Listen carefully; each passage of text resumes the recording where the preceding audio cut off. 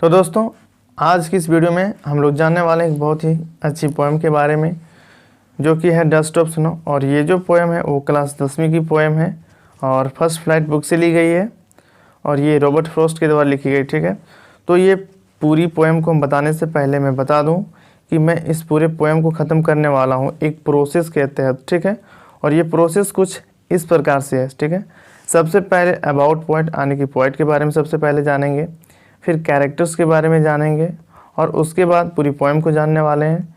और ठीक उसके बाद हम लोग समरी को जानेंगे और अगेन उसके बाद फिर जानने वाले इसके मैसेज को जानने वाले हैं। ठीक है, तो चलिए जानते हैं सबसे पहले अबाउट पोएट यानी कि पोएट के बारे में।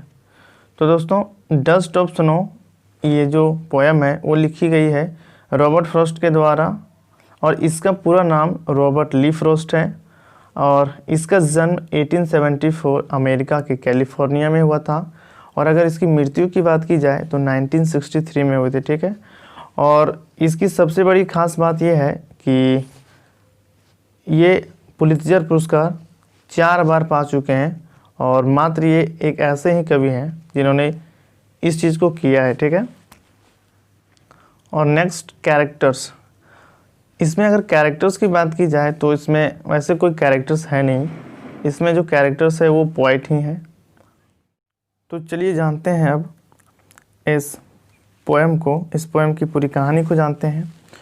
तो दोस्तों विंटर का सीज़न होता है और इस पोएम का जो पोएट है रॉबर्ट फ्रॉस्ट वो एक हेमलॉक ट्री नाम के पेड़ होता है जिसे पॉइजनस ट्री भी बोलते हैं और हिंदी में उसको धतूरा का पेड़ कहा जाता है, जिसके नीचे वो होता है। ठीक है, और वो काफ़ी ज़्यादा उदास होता है, काफ़ी ज़्यादा निराश होता है और वह यह सोच रहा होता है कि आज का जो उसका जो दिन है वो पूरा sorrow में गुजरने वाला है, यानी कि दुख में गुजरने वाला है और पूरा दिन बर्बाद जाने वाला है। ठीक है, फिर अचानक से एक कौवा जो होता है वो हेमलॉक ट्री पे आता है और अपने पंख को फड़फड़ाता है, जिससे क्या होता है कि एक बर्फ़ का जो टुकड़ा होता है वो पोएट के माथे पे गिरता है और उसका मूड चेंज हो जाता है। ठीक है, उसका मूड चेंज हो जाता है, यानी कि जो पहले जो उदास था वो फिर से हैप्पी हो जाता है और उसका जो दिन यानी कि गुजरने वाला था, यानी पूरा उसका जो दिन वेस्ट होने वाला था और पूरा दिन जो दुखी में गुजरने वाला था वो उससे बच जाता है। और दोस्तों ये जो पोएम है यही समाप्त हो जाती है। और अब इसके बाद इस पूरी पोएम का मैसेज चलिए जानते हैं। तो इस पोएम का मैसेज जो है, sometimes even a small incident may prove to be of a larger significance, यानी कि कभी कभी क्या होता है ना कि एक छोटा सा इंसिडेंट भी हमारी लाइफ में बहुत बड़ा वो इम्पोर्टेंस रखता है, बहुत ज़्यादा महत्व रखता है। क्योंकि आप इस पोएम में देख सकते हो कि शुरुआत में जो पोएट था वो काफ़ी ज़्यादा निराश था और वो ये सोच रहा था कि उसका जो पूरा दिन है वो वेस्ट जाने वाला है, काफ़ी ज़्यादा वो उस दिन निराश रहने वाला था।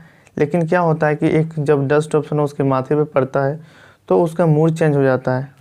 और एक और मैसेज है इस पोएम का, और रॉबर्ट फ्रॉस्ट एक ऐसे पोएट हैं जो कि बाकी अन्य पोएट से काफ़ी अलग है, क्योंकि इन्होंने अपने जो पोएम है उनमें कुछ ऐसे चीज़ों को दर्शाया है जिनको लोग अशुभ मानते हैं उस चीज़ को दर्शाना अपने पोएम में, लेकिन रॉबर्ट फ्रॉस्ट ने उन चीज़ों को दर्शाया है क्योंकि उन्हें लगता है कि everything of nature is a good and he loves everything of nature. Okay, क्योंकि इन्होंने अपने पोएम में डिस्क्राइब किया है एक क्राउ के बारे में, एक हेमलॉक ट्री के बारे में और एक डस्ट ऑफ स्नो के बारे में। ठीक है, तो क्राउ कहीं ना कहीं कौवा को भी अशुभ माना जाता है, हेमलॉक ट्री जो कि पॉइजनस ट्री है इसे भी अशुभ माना जाता है और डस्ट ऑफ स्नो को भी अशुभ माना जाता है। लेकिन इन्होंने अपने पोएम में इस चीज़ को मेंशन किया है, तो कहीं ना कहीं ये हम कह सकते हैं कि जो रॉबर्ट फ्रॉस्ट है एक डिफरेंट पोएट है। तो दोस्तों ये रही इस पूरी पोएम की समरी। और अगर आपको इस पूरे पोएम की समरी जाननी है या पढ़नी है तो आपको इस वीडियो के डिस्क्रिप्शन बॉक्स में आपको एज अ PDF मिल जाएगा, आप वहां से जाकर इसे डाउनलोड कर सकते हैं। और अंत में अगर आपके मन में कोई सवाल हो या किसी प्रकार का डाउट हो तो आप कमेंट बॉक्स में पूछ सकते हो। मैं पूरी कोशिश करूँगा उसे रिप्लाई देने की। Till then bye bye, thanks for watching this video till and.